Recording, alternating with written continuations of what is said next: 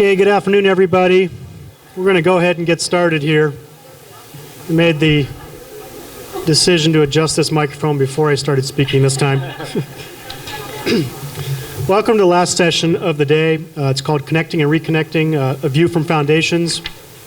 We're real pleased to offer this panel today. We hope it's more of a dialogue than a panel discussion, and we'll kind of talk a little about how we're going to do that. When we were coming up with the theme for the conference, we settled on connecting, and then we talked about having a good foundation presence at the conference and then trying to engage them in a discussion of relevant issues.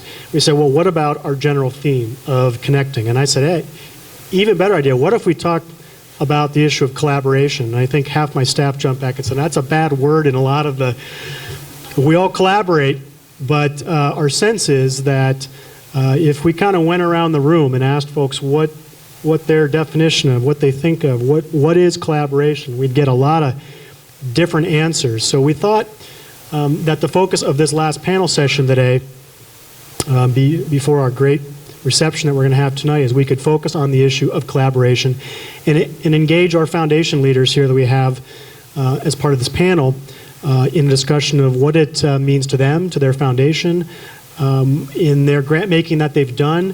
Where have they seen successful collaborations? What have been the hallmarks of that? Where have been the pitfalls? And then finally, as we're having that kind of discussion and dialogue, we hope that it engages all of you too. So we're not going to do a traditional panel where we'll spend a lot of time talking like this in between each other, and you're sitting and listening, and then we get to a few questions at the end. From the very, very start, you might see me jump down from the platform here and seek comments, questions from the audience, and we're really just going to kind of roll with the punches. I've got a series of 5 or 6 questions here that the panelists have had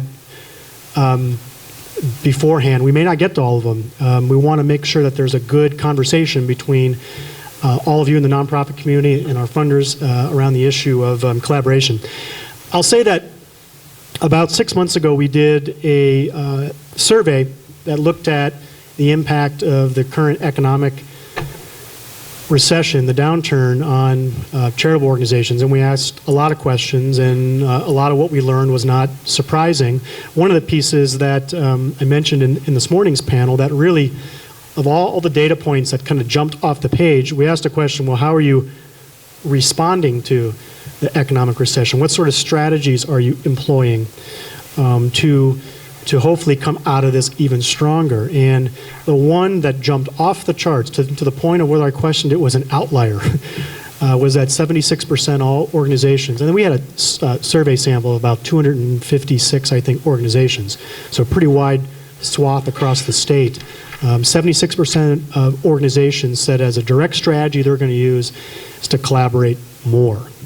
Now, my own personal perspective on this is, and I mentioned this as well this morning, is that I think we as Montanans, part driven by we have to, part driven by I think it's our nature, we do the collaboration piece, I think, better than a lot of states. And I think that's a testament and a hallmark to all of you in the work that you do. So kudos to you that in answering that question, you didn't just say, we're already doing that. You said, we're going to do more. And I think you've heard that theme throughout the day, starting with Heather McLeod-Grant's talk this morning about getting outside of your four walls, working with other nonprofits, working with your subsectors, working with government, and working with business.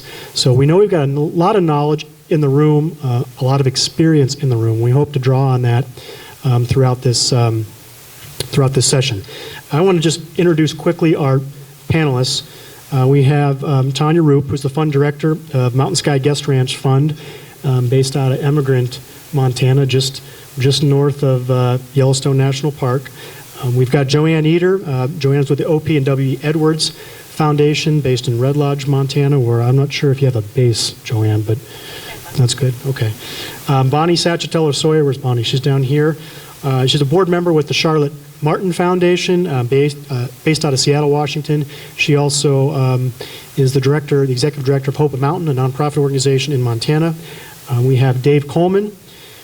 Dave is a program director with the M.J. Murdoch Charitable Trust, regional foundation out of Vancouver, Washington. And finally, Kevin Walker, the president with the Northwest Area Foundation in St. Paul, Minnesota.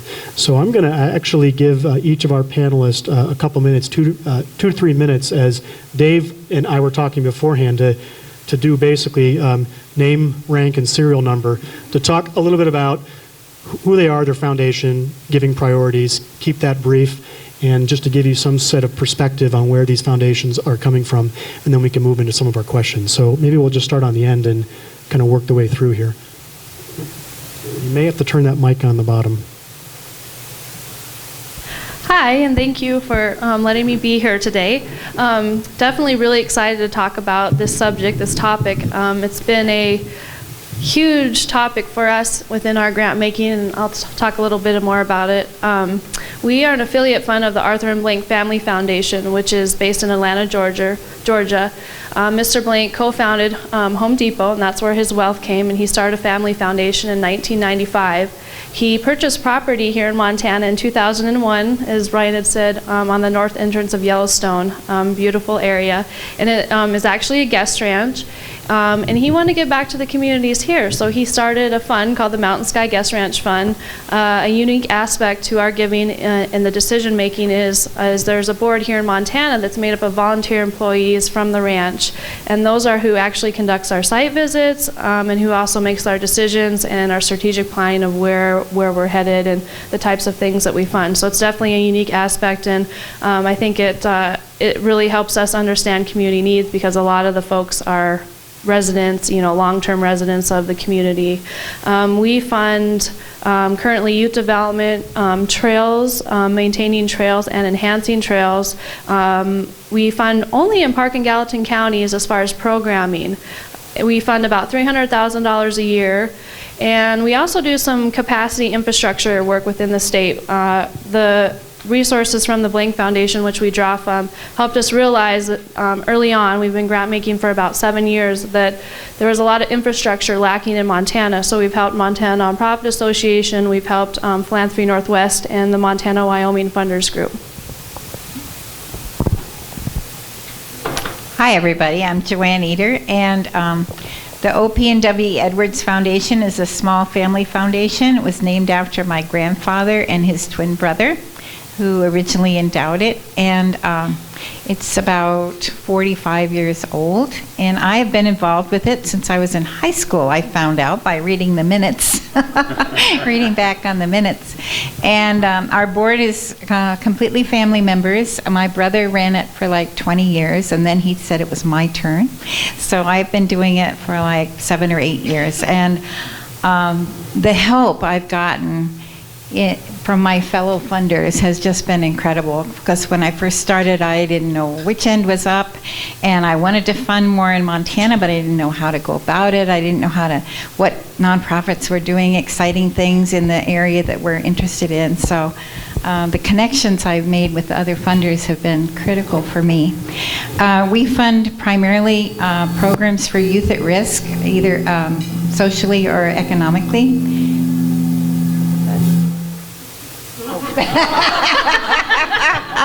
This is just not my day with mics. Oh boy. We're geographically dispersed because we fund people. We fund people that we know are doing wonderful things. So we don't accept unsolicited proposals. Our proposals are by invitation only, but we're happy to get to know new people. So we fund all over because our board members live all over, and we've ended up funding internationally as well because some people that were doing wonderful things here moved. So that's kind of how we spread around. So when I got the opportunity to learn about funding and foundations, I wanted to do more in Montana, and so now we're doing more and more in Montana with a special emphasis on programs for youth in Indian country. So that's our main emphasis right now. We fund in the range from $2,000 to about $100,000. The average grant that we give is between $25,000 and $30,000. Now that was last year and the year before. We have been hit with a reduction of our income, not of our assets, but of our income. And it's only temporary, but for the time being, we have had to cut back a little bit on our grants, but we've made a commitment to keep funding all of the programs that we have traditionally funded. And we do give general support grants. That's a little different than other foundations. And we also have made multi-year grants and would prefer to make them, but we can't make them right now because we don't know what our income's going to be. So that's basically who we are.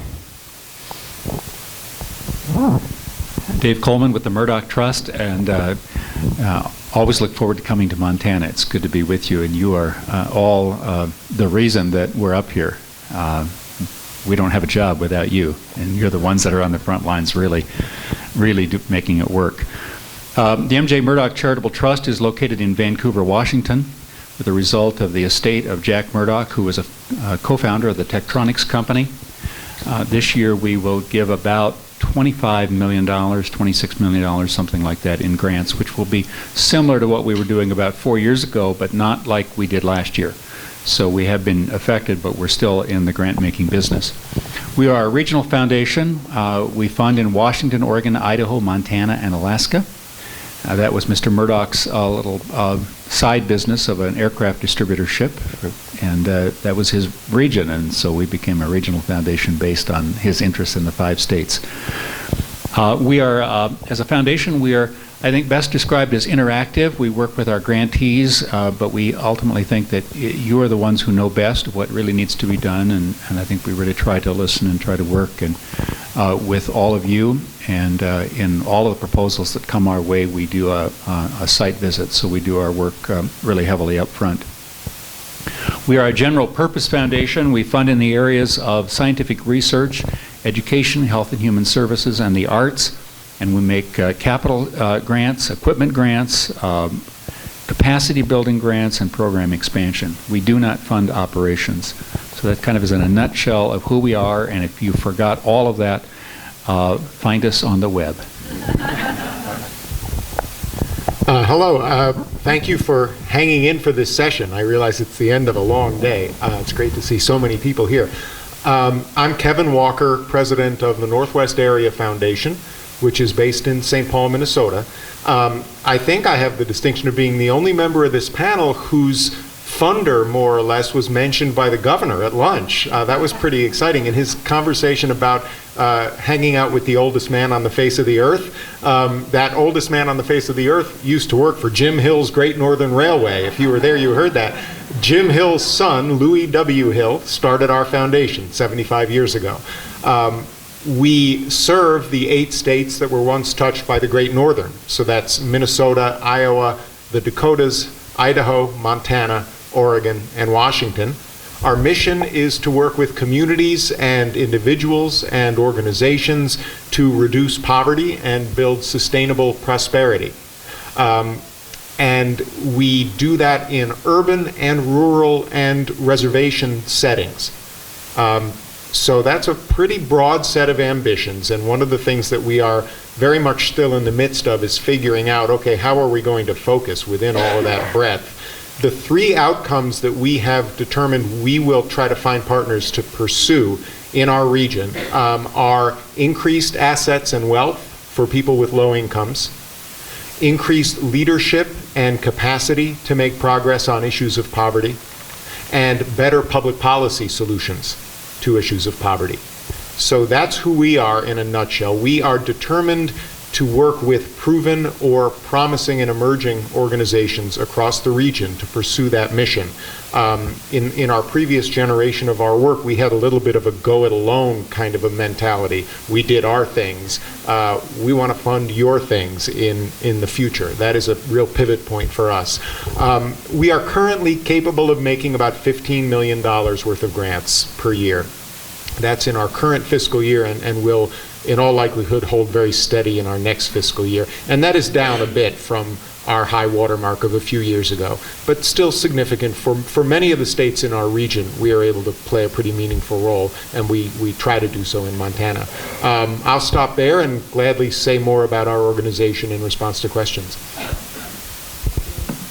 Good afternoon. I'm Bonnie Sechitello Sawyer. I serve as a board member with the Charlotte Martin Foundation, which is based in Seattle, Washington. And Charlotte Martin was a Montana girl. She was born in Anaconda, grew up between Anaconda and Butte, and spent her adult life in the Seattle area. About 20 years ago, she set up this foundation just a month before she passed away.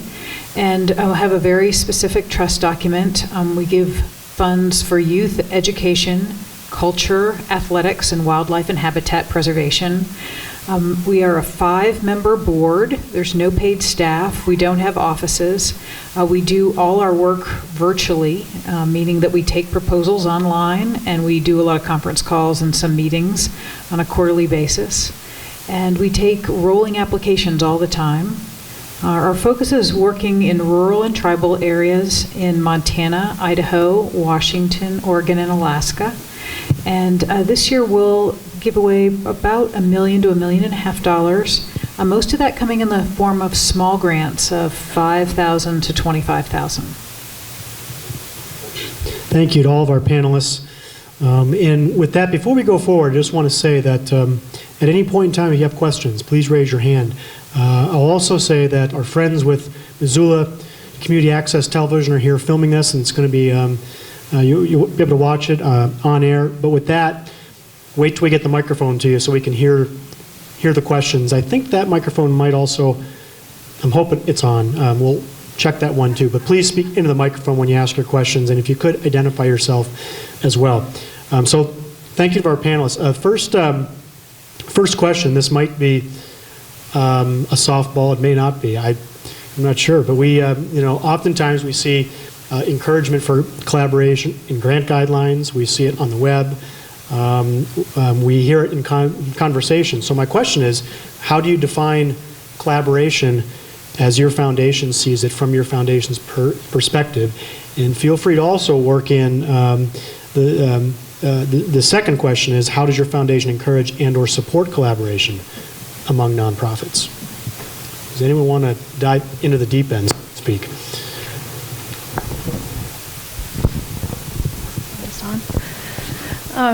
Well, collaboration is definitely at the heart of our donors' giving, all of his giving in Atlanta, and he does some throughout the U.S., and he also has the Atlanta Falcons Youth Foundation. He owns Atlanta Falcons, and within all those giving programs, collaboration is just at the heart, and I think it's just how he is. And that's really set the stage for our giving here in Montana. I can remember when I first took this role about 7 years ago, also did not know what I was doing. I was fresh out of college with a new giving program. I had the support in Atlanta. Fortunately, our board decided to really leave our mission very broad in our focus areas so that we could get to know the community and they could tell us what the needs were, and we weren't just investing in things we thought the need was. And so I set out and met with a lot of community members, and I was very fortunate to have a lot of community leaders that were willing to spend the time with me, many of them in this room. And we started, as we started learning what was happening in the community, there was obviously a lot of good organizations doing good work with a lot of great partnerships. But we also saw a lot of duplication happening. We saw a lot of unutilized resources, a lot of wasted resources. And we just couldn't understand when we would come together why there was organizations who didn't know other organizations within a 2-county area that were working on the same target population or the same focus area. And I think a lot of the reasons, we kind of explored why that was and why that was happening. And some of it is there was that, preserve and kind of, our turf and kind of just a protection. But there was also, I think, just a desire to meet, but there was limited resources. You all know you have limited time. There was limited resources, and there just wasn't a vehicle or a platform for organizations to get together with discussion. And so that kind of set out the basis. So we kind of evolved into being this connector in the community. And we ended up really kind of starting to make the connections and started putting the never-ending puzzle together. And so if you ask our donor what collaboration means to him, he would say it's an opportunity. And I think that's what we look at it, is an opportunity to so many different paths. And collaboration to us doesn't mean, a complex formal agreement that takes hours and hours of staff time. It can be sharing equipment with each other. I think one of the most wasted resources in the nonprofit sector is all of your knowledge, and that you don't utilize each other for issues and just go and sit down and have coffee. And that that's something that we saw.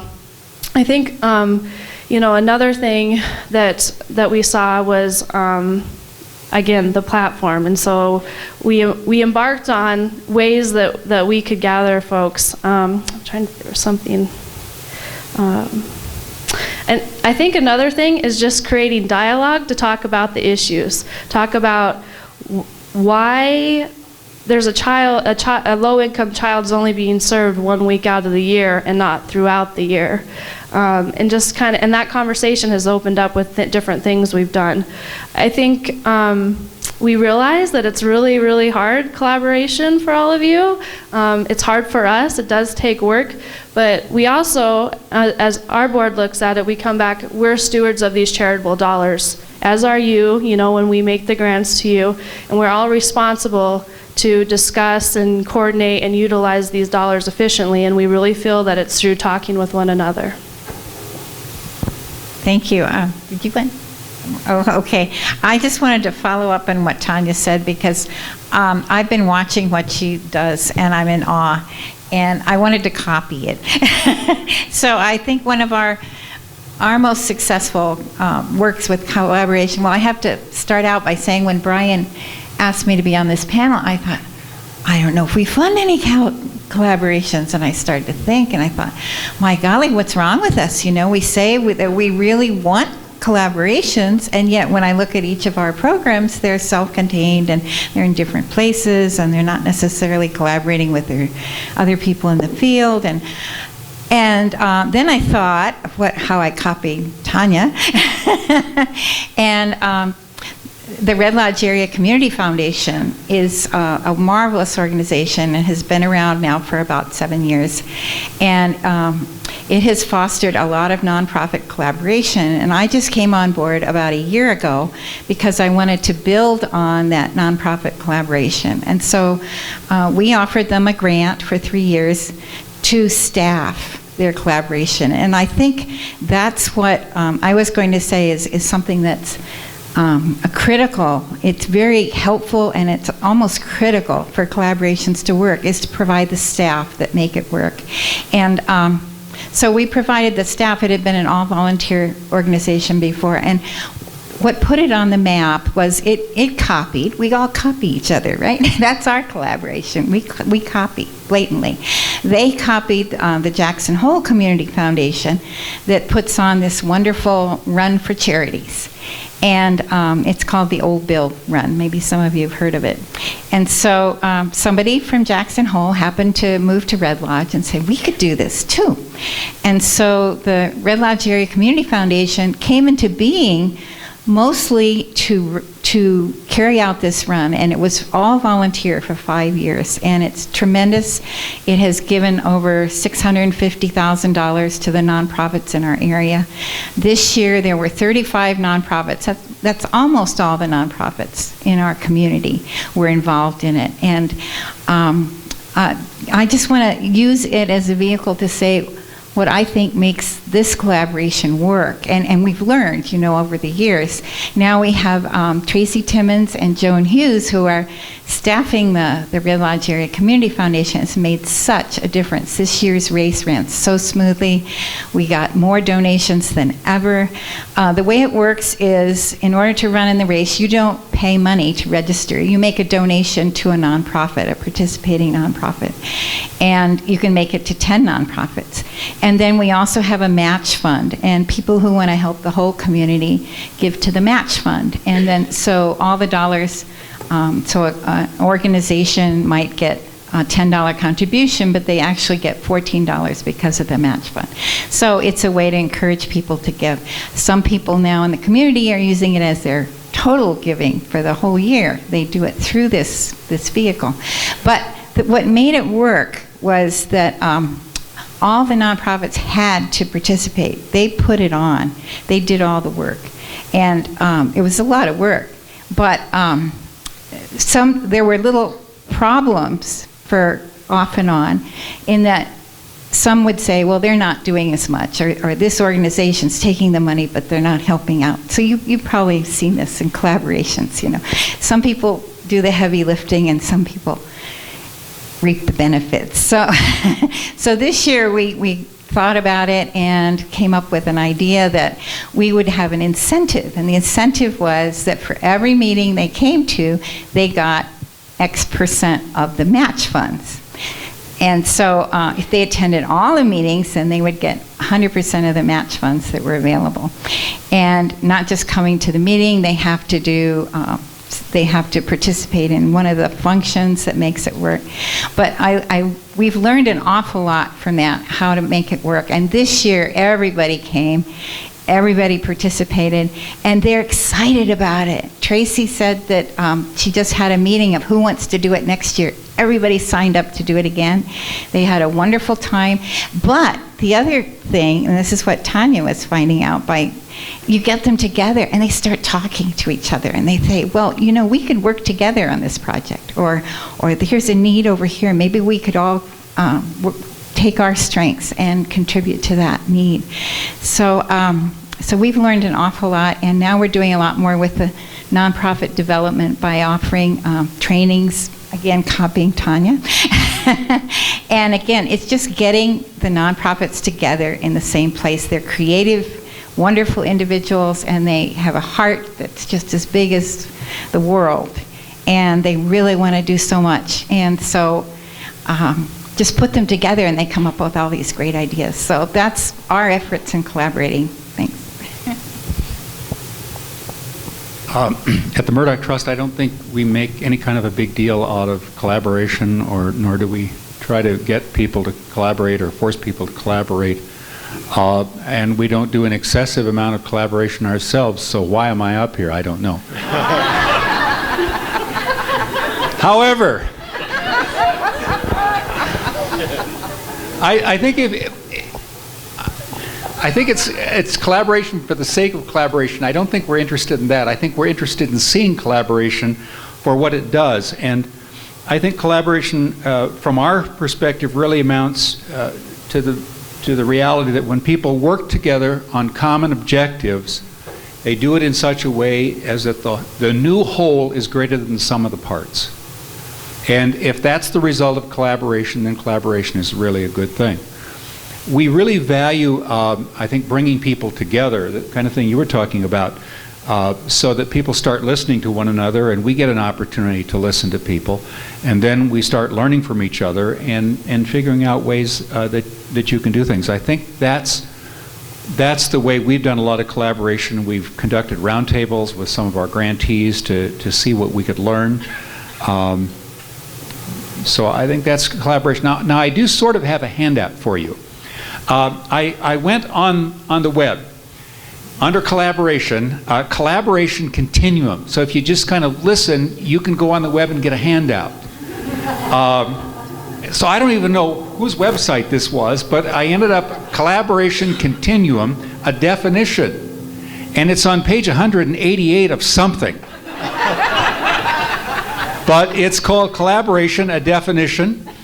And the continuum is really helpful because it starts out with networking of just people talking to each other. And then people began to coordinate, they began to cooperate, then they began to truly what they would describe as collaborate, which means you're also sharing some risk, which gets to be at times a bit of a sticky wicket. And then finally integrating, which could be ultimately some kind of a merger or some really formal strategic alliances. So collaboration really runs this continuum, but it's never going to happen until we get to know each other. And your gathering here is a great place for that to happen, and collaboration will begin in this room. So we do value it. I want to underline Dave's comment about we're not in the business of forcing people to collaborate, was part of what I think you said, and neither are we. That's like a forced marriage, or a forced business partnership. It's not going to work. I did not go on the web and pull a handout at random, but I would like you to tap into the collaborative spirit of the internet and just go Google collaboration and consider that my handout. We'll crowdsource this thing, as they say. It seems to me that in our context of sort of the nonprofit world, it seems to me there are two obvious drivers of that impulse to say collaborate. One is about getting to greater efficiency, so reducing duplication.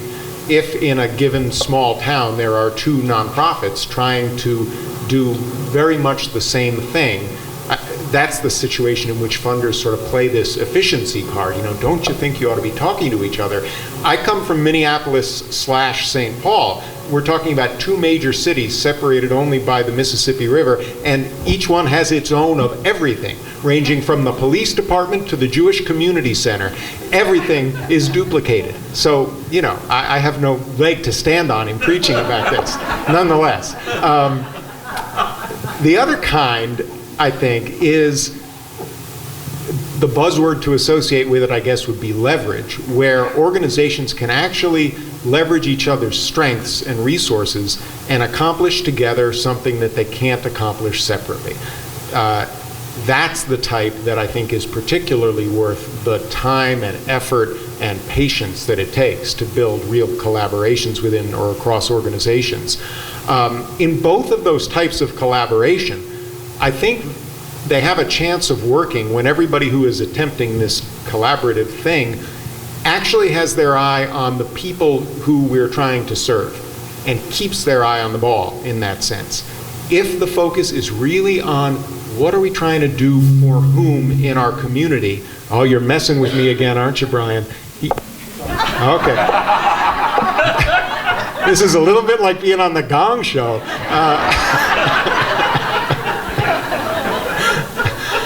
So I should wrap this up.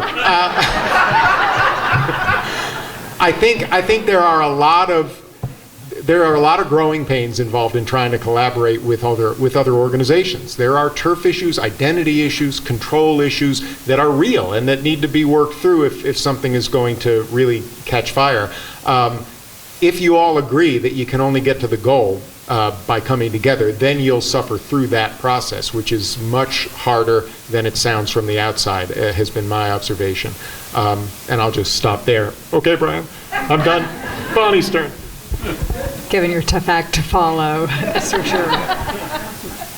I think one of the things that makes collaboration so interesting where we live is the question of our size. A lot of times people are looking to organizations, both foundations and nonprofits, to collaborate. And when we're small, it can actually take more time and more money and more energy to collaborate than not collaborate. And I think that's something for us to consider when we're in spread out communities. We're covering great distances, and we represent small towns that have ways of working that are very specific to that area. So I think collaboration, especially in Montana, while we're very, very good at, I think there's also tools and techniques for it that we've adapted over time that we kind of utilize and learn as we go through this work in the nonprofit arena. To that end, there's a couple things that I've seen representing, to some extent, a foundation that's based in Seattle.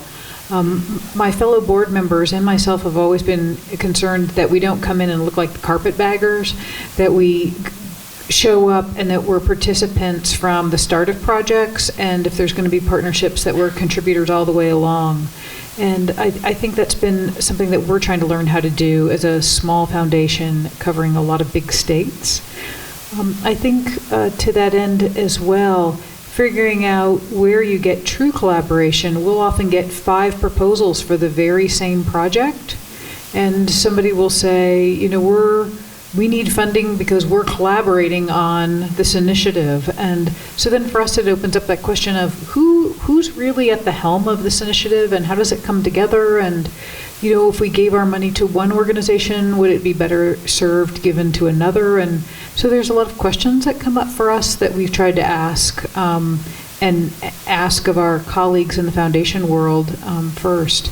So I think this is all a process of learning and learning how to work together and doing it well for the long haul.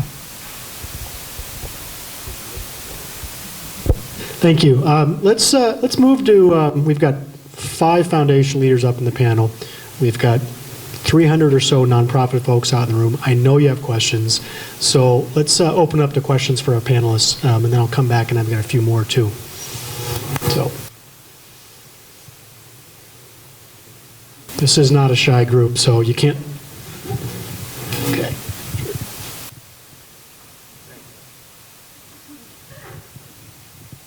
Hi, my name is Pat. I'm a consultant who works with small organizations and helps them to develop or build their development programs. My question, I've worked in the nonprofit field for 20 years, and I've been myself a grant writer, and I've worked with other people who are grant writers, and there are a number of people in here writing notes that are like little tiny notes on a piece of paper, everything that comes out of your mouths right now. I hope you say something really profound. The thing that I wanted to ask about, the thing I've always been interested in, I'm in the major gifts area, and I see so much energy by nonprofit organizations placed in getting foundation grants. You write the proposal and you get the foundation grant.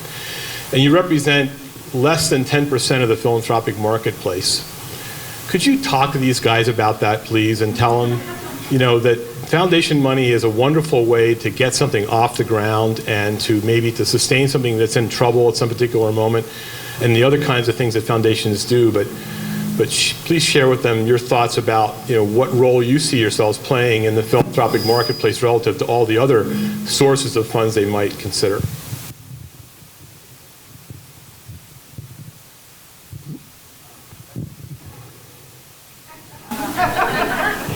I wasn't even on the stage.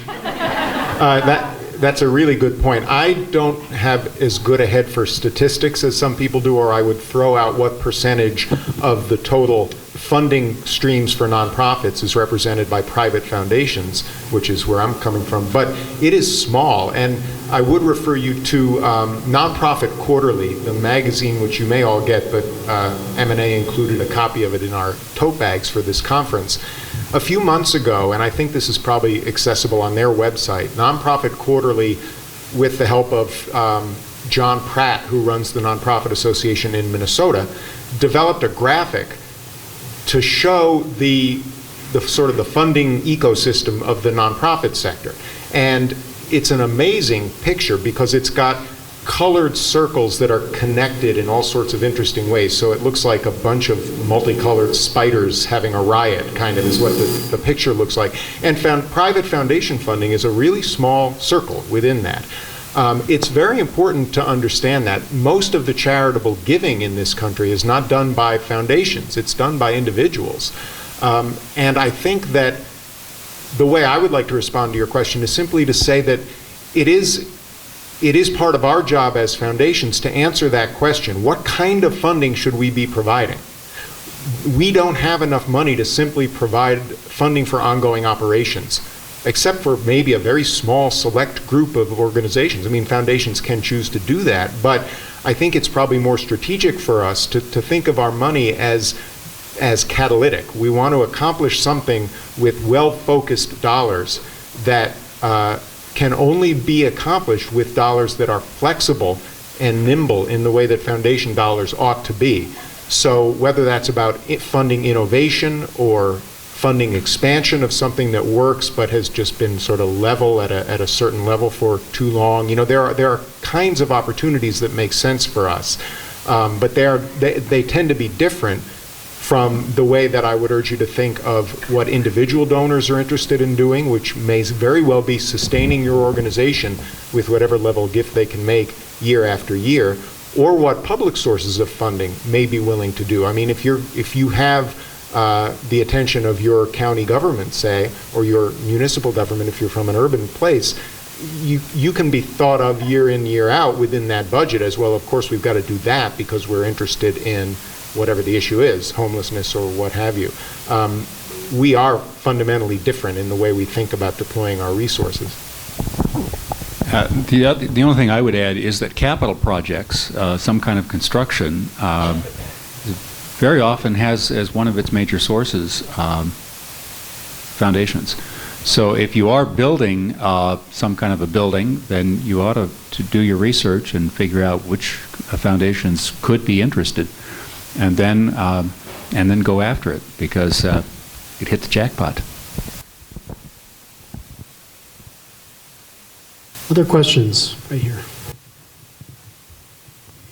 Kevin, I think you mentioned something really important when you talked about the concentration on the mission of organizations and not taking your eye off the ball. And I've been very interested, or our nonprofit has been, in the concept of networked nonprofits. It's being talked about a lot, and it makes real sense to me. So there are two other criteria that I have seen in the literature. One of them is that besides focusing on mission, as you come together with a collaboration, instead of just building your own organization, also operating out of trust instead of control, and dealing with the tensions around that. And then also operating where everyone is a node and no one is a hub. That doesn't leave out the concept of leadership. It has to be integrated into that. But I was wondering, if from you panel members, if there are other criteria besides those that you think also are very important.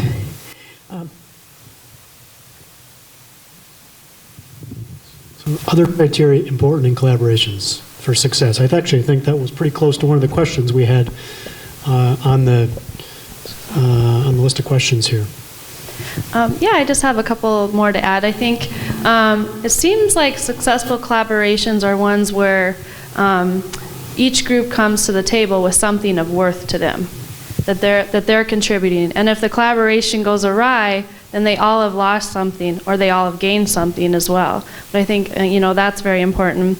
Obviously, trust and relationships, and not just building those relationships at the table. I mean, they take a while to do that. It kind of goes along with utilizing each other and just going having a coffee, because you're also building trust for other long-term, maybe more sophisticated partnerships.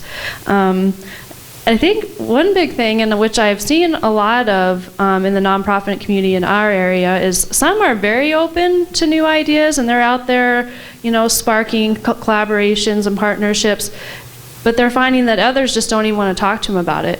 I mean, definitely you need to be open to new ideas and just open to the possibility, and just having that initial conversation. I know that all takes time as well, but it's all part of the process. Yeah, I think collaboration is really counterintuitive. When you're trying to make a nonprofit organization run, and sometimes you're trying to survive,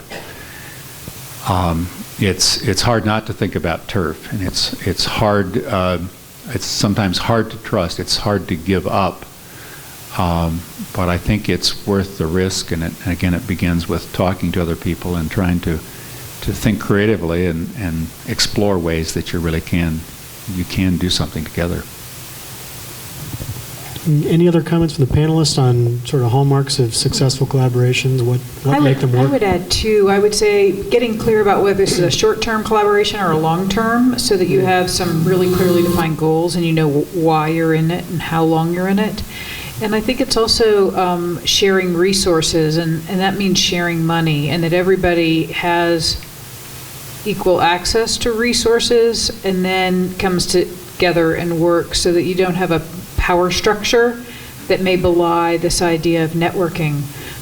So if that's helpful, it's just two. Other questions? Maybe from over this side of the room. I know someone's got a... There we go. Okay. It's not quite this side of the room. I'm coming here next, so... Yeah. You. Wow. Hold this thing going. I'm from the zoo. I'm in Zoo, Montana. I'm our executive director out in Bill. And I talk really loud, so maybe I don't need this. We'll just do it that way.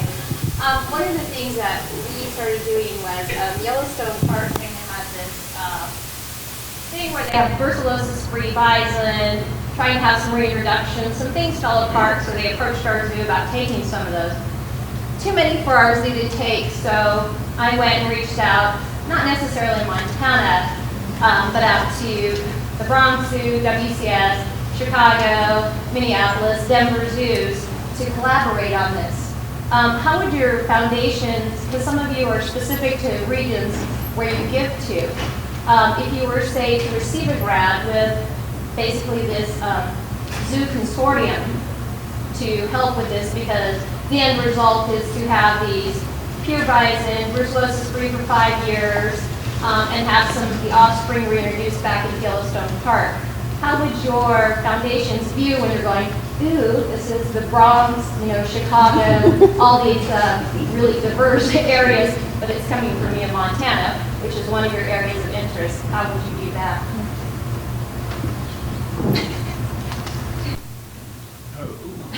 The way we would look at it would be very carefully. Because we don't fund multiple organizations. We fund single organizations. But there are ways that you work together. I recall a grant that we made to a museum in St. Louis, and that's not in our area. But what they were doing was creating an exhibit on railroads that was going to have its debut at the Washington State Historical Museum. So the grant was made to the St. Louis organization, but our understanding was they would benefit Washington State and get its start there, but it will have larger benefit than that. So I think if we were looking at something like that, and it's going to benefit you, but we're making the grant somewhere else, and we were very clear on how that worked, then we might make that grant. Yeah, and we as a regional foundation feel the same way. We have no limitation. We can make grants to a grantee anywhere. What I need to justify to myself and to our board is that the benefit of what we're contributing to is going to predominantly accrue to the 8 states that we're interested in. So there aren't a lot of really rigid parameters around us in that regard. Sheila. Good afternoon. Thanks for spending time with us. I'm Sheila Rice. I work for NeighborWorks Montana. We work in sustainable homeownership opportunities and affordable rental housing for low-income families.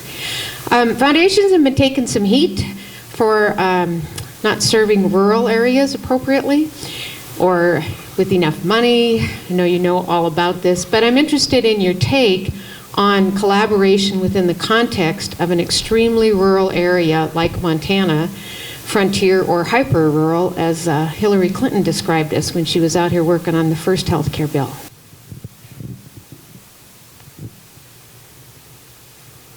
Do we have someone who wants to...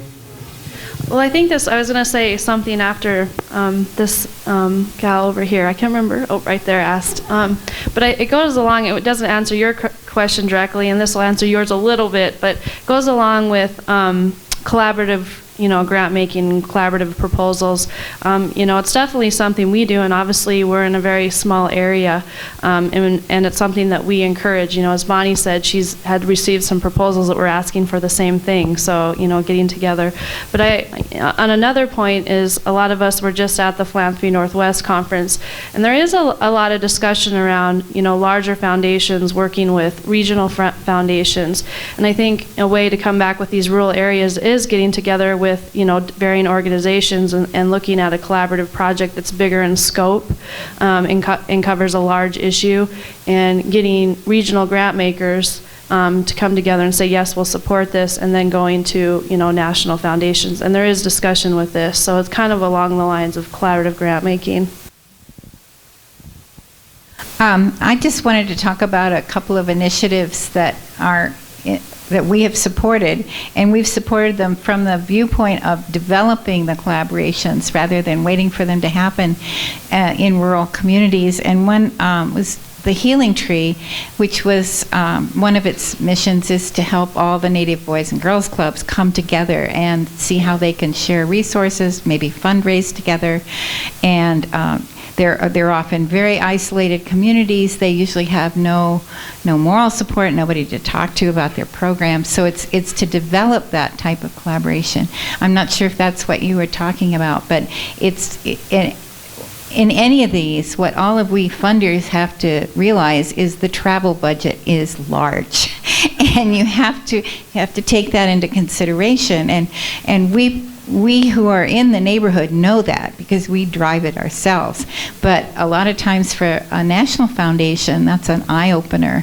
That the travel budget may be as much as the salaries or something like that. But that's one of the challenges. Another thing that I've seen and I'm very excited about is mentorship, where a program who has figured out some of the solutions to working in a rural area will partner with another program in maybe another rural area and share resources, share advice, again, be a friend, be a mentor. And I think that's a wonderful thing that we could maybe foster more of. We fund in Alaska, and you have roads in Montana. And somebody told me, I was just up there, and they said an airplane ticket to get out in one of the communities in the bush can be about the price of an airplane ticket from Anchorage to Paris. So it really becomes a problem in the state of Alaska. But I think you have to do what people do in the metropolitan areas. You have to start talking to each other. And the association here is a great way to begin doing that. And then I think you have to be really careful not to duplicate services. People just have to decide there's somebody that's going to do it in this town, and we're all going to get behind that, and we're not going to try to duplicate that. It may not be exactly the way we would do it, but we're going to throw our shoulder to the wheel and make it happen that way. So I think in a rural setting, you have to be really creative, much the same way you do in an urban setting. So. Yeah, I agree. I would. It would probably make sense for me to describe for anyone who's not familiar with it the Horizons program that the Northwest Area Foundation funds, which is a collaborative arrangement between our foundation and University Extension Services in 7 states, including Montana. What the University Extension Service does is delivers a leadership development program in small rural communities, 5,000 people or fewer, built around ideas of reducing poverty, bringing some resources to bear. So it's an intensely collaborative model that is meant to address lack of capacity in small rural communities to come together and try to move the needle on poverty issues. It's an interesting example, and it comes from the place that question came from. This question of, well, how do you get resources on the ground in far-flung communities? I think that we have some unanswered questions about that program, including whether there's any way to help network those communities that have gone through Horizons, of which there are well over 100 now. If you plot the Horizons communities on a map of our 8 states, it looks very impressive. It looks like there's a lot of scale. The problem is, it's not clear whether we've done enough to help those communities learn from one another, and perhaps even collaborate across all of that geography. So it's a work in progress for us, I guess is what I would say. Other questions? Peggy. I was just going to add one. I wanted to talk about the zoo. I love the zoo project. I would work that project backwards. I would go to the Bronx Zoo and ask them to be the lead and find that money, because bison are inherently more exotic in New York than they are here in Montana. So that would be my strategy if I was fundraising for the zoo. But I would say another good strategy on collaboration is ask a foundation, even though they may not be a good match, who they know in the foundation field might be a good match for you. I know certainly we've taken proposals from other foundations and funded them because we felt like we were the right match. And so things can be brought to us not just from other nonprofits, but from foundations saying, hey, you might take a look, this project sounds like it's a good fit for you. So I think doing that level of networking amongst other foundation representatives that you know is always a good strategy. I think, too, this idea of building scale really speaks to the need that we have in this region to develop planned giving. We have an older population, and really thinking about how do we leverage some of our assets and build our ability to do solid planned giving here in our region is one of our next critical steps. Thank you. Go back to Peggy here real quick, and I'll come up here, Tom.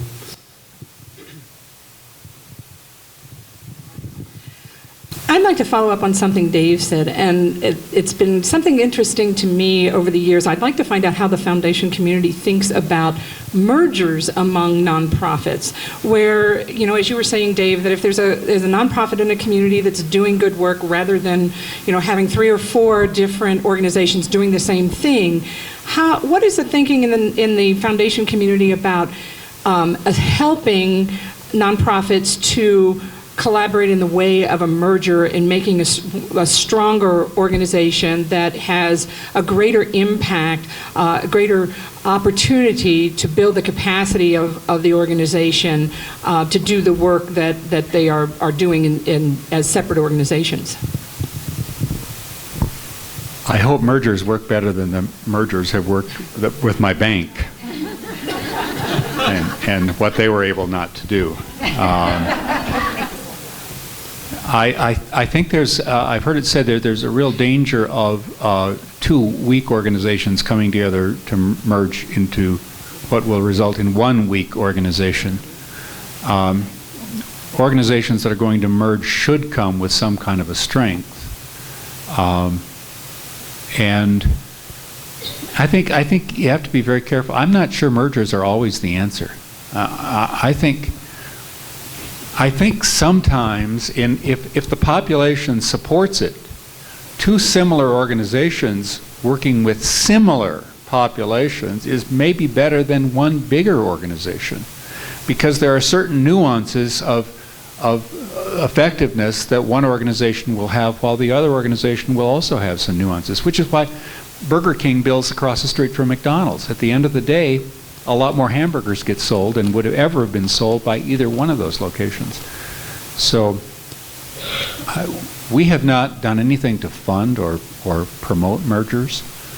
You know, they happen. They don't always happen, but I think you have to be very careful when you think about that.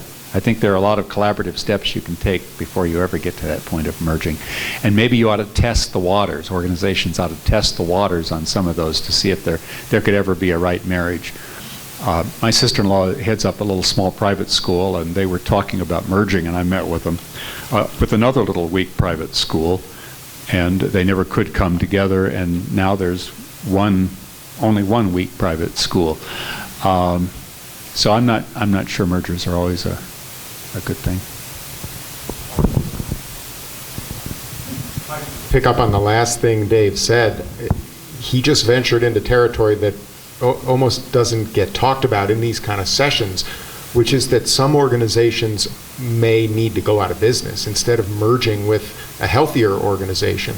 That's just true, and I agree with the way he described this. I don't think mergers are some kind of magic solution. I also think they take resources to make them happen well.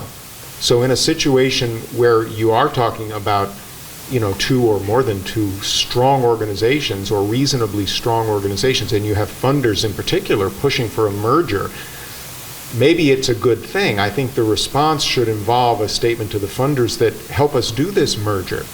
Bring the resources to the table that will allow us to bring these two organizations together and end up with a sum that is greater than its parts. There's a lot of art and craft to that. It doesn't just happen. But it's also true. I mean, your analysis about two weak organizations coming together to make one weak organization, the other thing that can happen from that is that you end up with zero organizations because the merger kills them. So I do think it's worth saying out loud that particularly in an environment like we're facing today economically, there are some organizations that may just not survive. And that is sad but true, but I think we do ourselves as a sector a disservice if we refuse to even say it, because not all organizations are high performing enough to stand the test of time. You wouldn't want to weaken effective organizations by trying to save less effective ones. I think there's some truth there.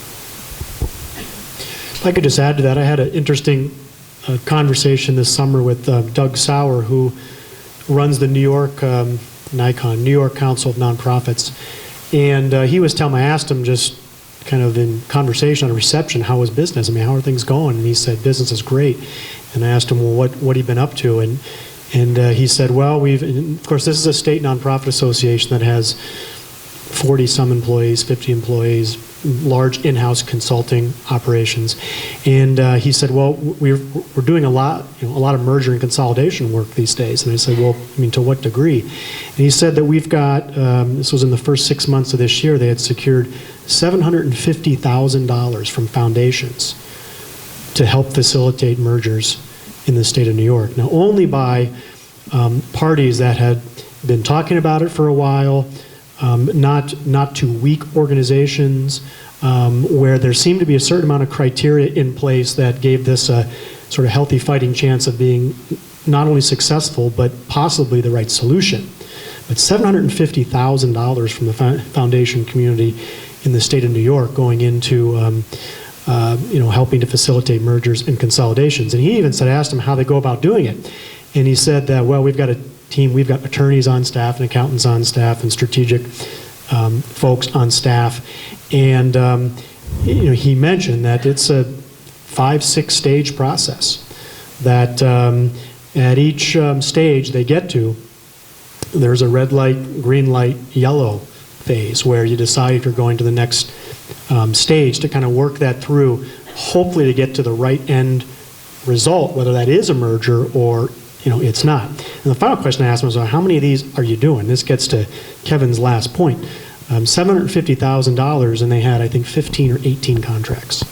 So it takes significant resources to do that well, to really give that the kind of attention and resources that it needs to be hopefully successful, if that's the solution that is called for. So other questions are out there.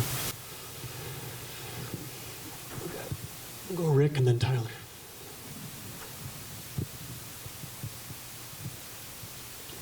Well, it's not really a question, but if there's some comments on this. One of the things that I've learned, and I'm Rick Robinson from the Healing Tree, and Joanne has funded our effort to bring 9 Indian Boys and Girls Clubs together.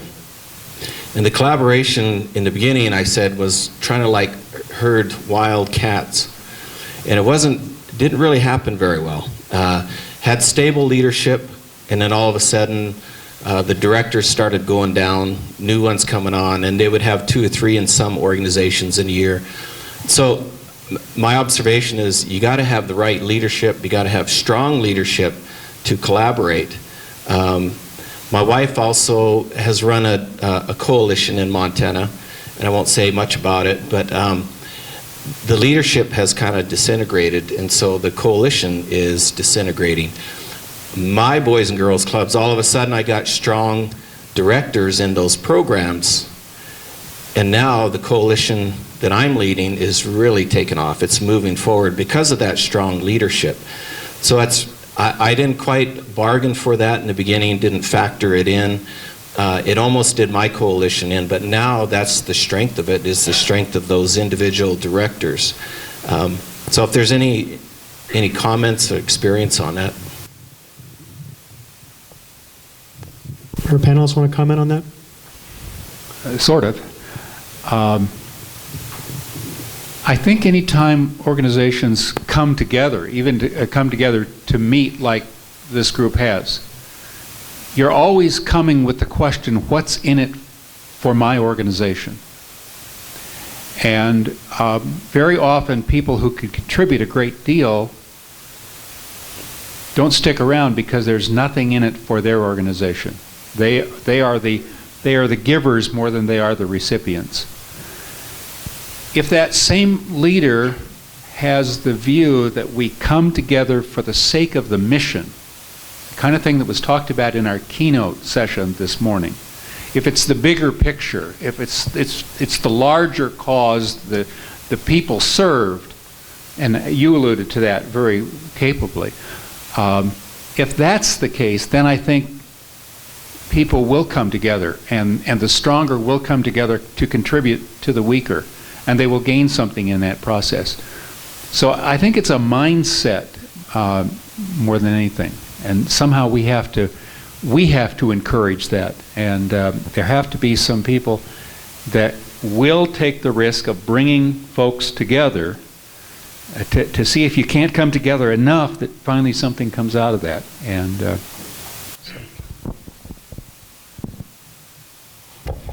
We had a question in the back here. My name's Tyler. I'm with the Lewis and Clark Humane Society. I'm sorry to bother you guys again about grant questions, but in terms of collaboration, this either could be totally off the subject or a little bit creative, but the word leverage is sticking in my head. I wanted your guys' thoughts on, from a foundation standpoint, on leveraging a community in terms of matching gifts and kind of how that whole world looks like from your perspective. Well, I think another underutilized resource that we have in Montana is the community foundations that are around Montana. And there's quite a few of them, and I don't know if Kathy Cooney's in here and could say exactly how many, but I think there's around 70. And I think some of them are stagnant and some of them are very active. But I think that is a good place to start, is even with the stagnant ones, because there must be some resources there of why they even started in the first place. It would be really neat to see some of these community foundations Montana kind of revitalize, because there's a lot of energy around community foundations kind of nationwide and what it could do. I think that would be a good place on just trying to start thinking about where resources come and where matching funds come. So that's just one thought. we love to do top-off grants for capital projects, matching gifts. We just think it's a great way to leverage dollars, and it puts a tool in the hands of the nonprofit who's out there raising money, as you know, to be able to say, if you give for $100, you're going to get, there's going to be another $100 given. And so I think matching is really good, and we know that. Foundations know that, and that's why we do a lot of it. And then I think there's another little bit of leveraging that takes place, and that is if you can, in a project, if you've got, we always look at who else is in the game. We're no different than a group of teenagers who say, who else is going to the party? We like to see that some other folks are in this that we trust, and I think that carries some weight. So even getting a grant or getting a key funder or a key company involved in the funding says something to other funders that this is worth something. So there's that kind of leveraging that goes on. Can I just add, I agree with everything that Dave said. The thing I would add in a slightly different direction, though, is that it's a great opportunity from our perspective when the grant seeker tells us that if we are able to contribute, they are going to be able to use that as a tool in their toolkit to bring in additional money. That's a great opportunity for us. The thing that I think as a grant seeker you have to be careful of is not to set up for yourself a situation that's going to drive you nuts because you have made a match commitment that you end up not being able to deliver on. So you can have a foundation sitting there with dollars they want to give you, but there's a matching requirement that you're realizing we're not going to make it, which leads to renegotiating the grant contract, et cetera. It can become fairly time-consuming. So my suggestion would simply be don't overpromise in terms of what you can deliver in terms of matching our money. I just wanted to add one thing, that we use that a lot for leveraging, and we a lot of times do it when we see an organization that doesn't have a lot of other support, and we don't like to be the only one out there supporting them, even if they're a wonderful organization. It's not good for their sustainability. So in a way, it's a carrot that they can use to bring in more people into the position, and hopefully once they get involved, if it's a really wonderful, exciting program, they'll want to stay involved, and so they'll have a broader diversity of funders, and that's how we use our matching challenge grants. When we're looking at a proposal, one of the things that we take to our trustees are some options, dollars, and the contingencies that would be built around that. But before that goes, if any of you have had a Murdoch grant, we will talk with you about what those options are, so that the amount of the match, you understand what that could be and how far out that will go, because we want to make sure that you've got enough time to do that, because the last thing we want is to have to renegotiate, to take that to our trustees, to change the terms of the grant agreement, which is really a legal agreement. So I think part of matches are really relate to your conversations with a foundation, that we know that we will hear what is going to work best for you, and that we can try to structure that in that way. I just have one other comment regarding matching funds and more resources kind of within the state and locally. And this doesn't apply to everyone. It's kind of more in where we have amenities in the state, our natural amenities. But, our seasonal residents, our seasonal community here is something that I think some of them are very engaged, like our donor, and some of them are not engaged at all. And something that we tried this past summer is working with our local community foundation and another foundation who own property within the county, but they also have a family foundation back in Santa Barbara. We asked them if we could host this event where we invited other seasonal residents. We used our donor, Arthur Blank, as a speaker to say, it's important to bring your philanthropic hat from your community to your second community, and it's important to give back here because there's reasons why you have a second home here.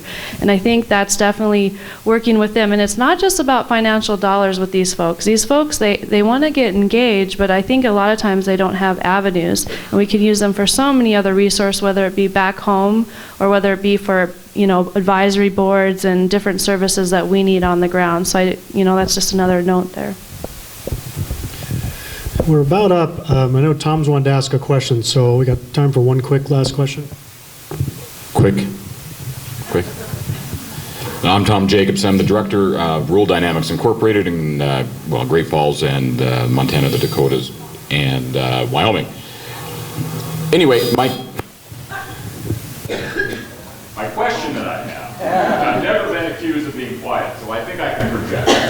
The question that I have is, I really want you to think, because of your unique perspective on with nonprofits and the environment, and not looking at it as a problem, but what are the opportunities missed, or what are the opportunities? If you had one opportunity that nonprofits as a whole should be jumping on or should be moving towards, what would that opportunity be that would help get them the farthest forward? Hopefully that made some sense. But what is it that we should be looking at? What is it where we should be moving as nonprofits, whether it's organizationally or internal or external? But what would you see that the nonprofits should be moving towards? Well, since you're asking us to pick one, I'm going to jump on a bandwagon that has built some momentum in the course of the day and say it's about public policy advocacy. We talked about how philanthropic dollars should be understood within that larger graphic about where funding comes from. The public resources that are flowing into communities constantly, because that's the way things work, are huge compared to what we can bring to bear. The question is whether you can influence those flows to get better outcomes for your community. So my view is that if I'm picking one thing, no matter what the nonprofit in question works on, there are undoubtedly going to be public policy issues related to that something that you work on. Think about how you can raise your voice in shaping those public funding flows, whether it's education, whether it's direct service, whatever walk of the nonprofit sector you are focused on. And this is a mantra that's been building in our field for quite a long time, but I think that's the answer. It's don't narrow your sights to a simple sort of service delivery model if you might also have the potential to be a valued voice in trying to shape how those public resources are flowing. I think that is as close as we come to a holy grail in response to that question. It's hard work and it takes resources, so it's not an easy leap to make in these times, but it is the one where the return on investment is most promising, I would argue.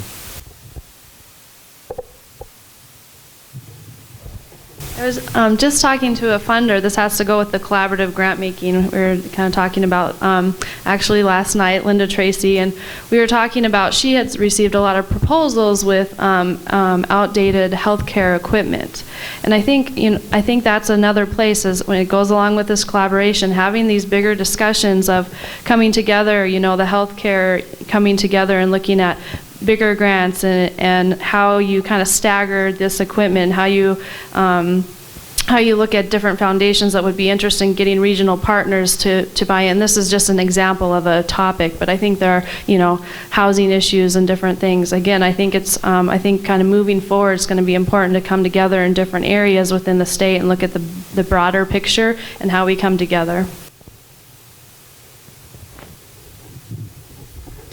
At the Philanthropy Northwest Conference, we talked about resiliency of organizations, and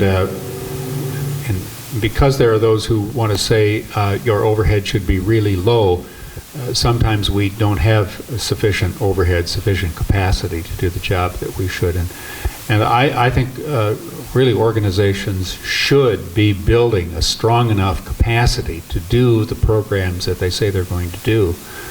And part of that is, I think, convincing funders that while capacity building isn't very sexy, a piece of software or some kind of a position administratively isn't all that attractive. It can be very, very important to ensure that your organization has the ability to deliver on its programs. So I think everyone should be thinking in their organizations, or asking the question, how can we have a strong core, solid organization that can deliver the goods? This is also an outgrowth of the Philanthropy Northwest Conference, and the session that hit me on the head was accelerating access to benefits. And I think this is a unique time, and that collaborations among groups that are interested in similar things have tremendous resources available to them if they work together and learn how to go after them.